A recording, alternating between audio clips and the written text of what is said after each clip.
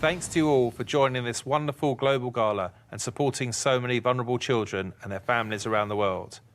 I'm Neil Blair, Chair of the Lumos Board of Trustees. It really is a joy to see so many remarkable stories of courage and strength throughout this gala programme. As you can imagine, it takes serious determination to challenge and change a worldwide system that involves millions of children. It would have been easier to turn away, but Jo Rowling decided to tackle it head-on because she knew that children can be cared for in families, in their own communities, and achieve much better outcomes in life. That's because Jo Rowling is passionate about children in her humanitarian work and in her writing. She is, as we know, a master storyteller. Ladies and gentlemen, please welcome back best-selling author J.K. Rowling reading, for the first time on a global stage, from the tales of Beedle the Bard, the book she wrote to help fund the work of Lumos.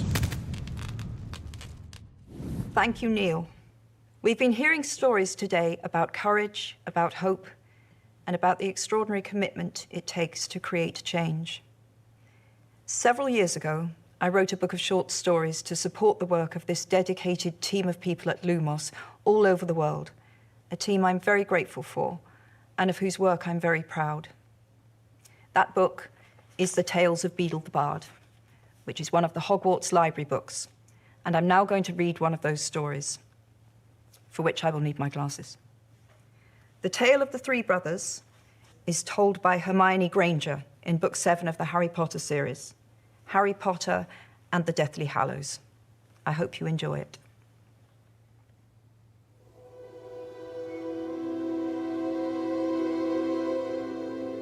There were once three brothers who were traveling along a lonely, winding road at twilight.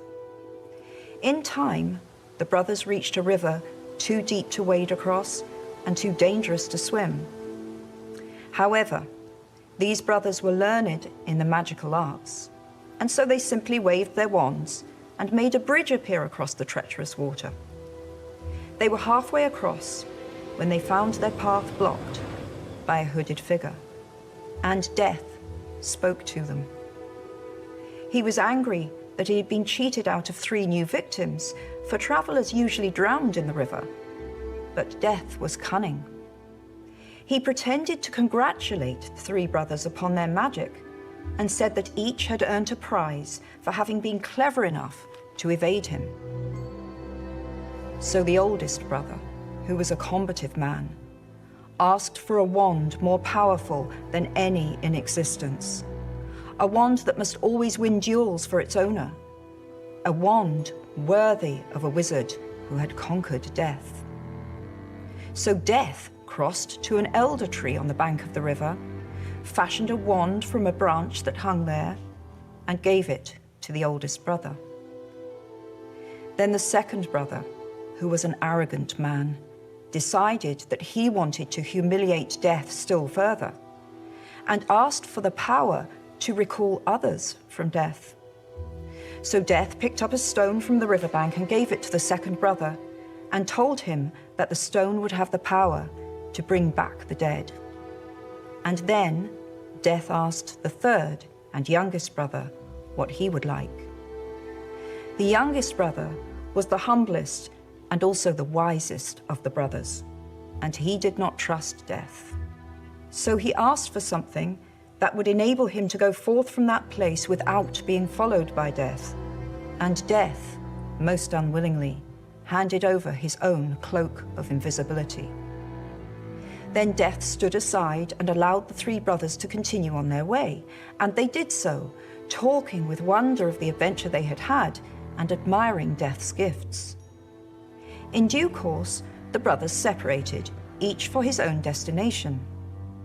The first brother travelled on for a week, and reaching a distant village, sought out a fellow wizard with whom he had a quarrel.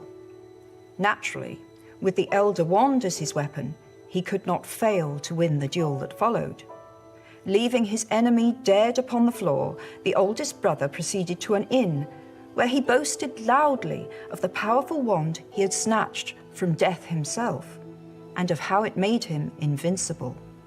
That very night, another wizard crept upon the oldest brother as he lay, wine-sodden, upon his bed. The thief took the wand and, for good measure, slit the oldest brother's throat. And so death took the first brother for his own. Meanwhile, the second brother journeyed to his own home where he lived alone.